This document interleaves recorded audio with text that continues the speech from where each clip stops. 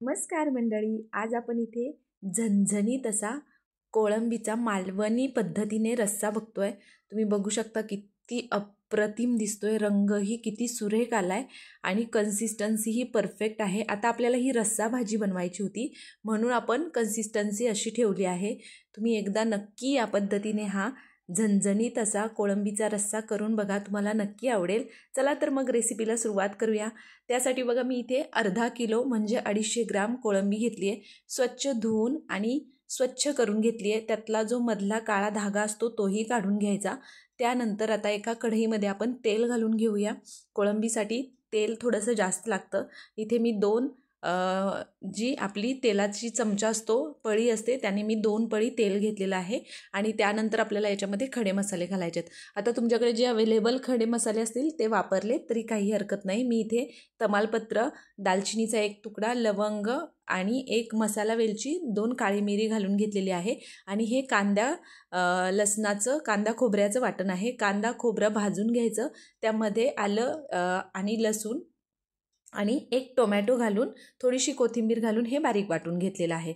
त्यानंतर आपल्याला याच्यामध्ये बाकीचे सुके मसाले घालून घ्यायचे। चवीपुरतं मीठ घालायचं आहे, हळद घातली आहे, त्यानंतर जिरे पावडर घालून घेतली आहे, धने पावडर घालून घेतली आहे, 1 चमचा मी इथे काश्मीरी लाल तिखट घातलं आहे आणि त्यानंतर आपल्याला 2 चमचे यामध्ये मालवणी मसाला घालून घ्यायचा आहे। आता हा मी मालवणी पद्धतीने कोळंबीचा रस्सा दाखवते आहे। मी इथे मालवणी मसाला वापरलेला आहे। तुमच्याकडे अवेलेबल नसेल तुम्ही कांदा लसूण मसाला किंवा तुम्ही जो ठेवणीतला मसाला घालत असाल तो घातलात तरी काही हरकत नाही। छान वाटण परतून घ्यायचं, अगदी त्याला छान तेल सुटेपर्यंत व्यवस्थित परतून घ्यायचं आणि त्यानंतर आपल्याला याच्यामध्ये कोळंबी घालून घ्यायची। त्यापूर्वी मी याच्यामध्ये चिमूटभर गरम मसाला घालून घेतला। आता यामध्ये आपण कोळंबी घालून घ्यायची। कोळंबी छान या वाटणाबरोबर परतून घ्यायची आहे, अगदी हलक्या हाताने परतून घ्यायची आहे, नाहीतर त्याचे तुकडे पडू शकतात। अगदी हलक्या हाताने तुम्ही छान 1 ते 2 मिनिटभर परतून घ्या। तुम्ही बघू शकता आत्ताच एवढं टेम्पटिंग अप्रतिम दिसतंय। त्यानंतर जेव्हा आपण कोणतीही मसाल्याची रस्सा भाजी बनवत असतो तर पाणी नेहमी गरम केलेलंच वापरायचं, त्याने चवही अप्रतिम येते त्या पदार्थाला आणि रंगही छान येतो।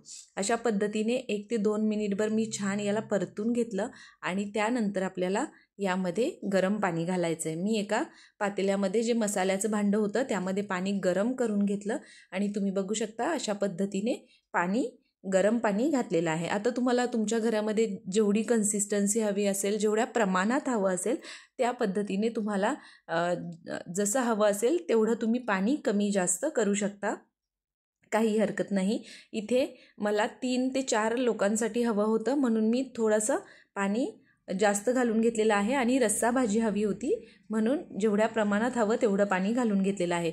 कोळंबी शिजायला खूप जास्त वेळ लागत नाही, त्यामुळे अगदी 5 ते 7 मिनिटं, 10 मिनिटं ठेवा तुम्ही मंद आचेवर, छान उकळू द्यायचं आणि त्यानंतर तुम्ही बघू शकता रंग किती अप्रतिम आला आहे। कन्सिस्टन्सी एकदम परफेक्ट आलेली आहे आणि कोळंबीही एकदम छान शिजलेली आहे। तुम्हाला मी दाखवते, तुम्ही रंग बघू शकता, एकदम छान रंग आला आहे, सुगंध एकदम अप्रतिम येतोय। आता यामध्ये आपल्याला खूप सारी बारीक चिरलेली कोथिंबीर घालून घ्यायची आहे। इथे मी स्वच्छ धुवून घेतलेली बारीक चिरून घेतलेली कोथिंबीर घालून घेते आणि तुम्ही बघू शकता किती टेम्पटिंग आणि अप्रतिम आपली ही मालवणी पद्धतीचा झणझणीत असा कोळंबी रस्सा खाण्यासाठी तयार आहे।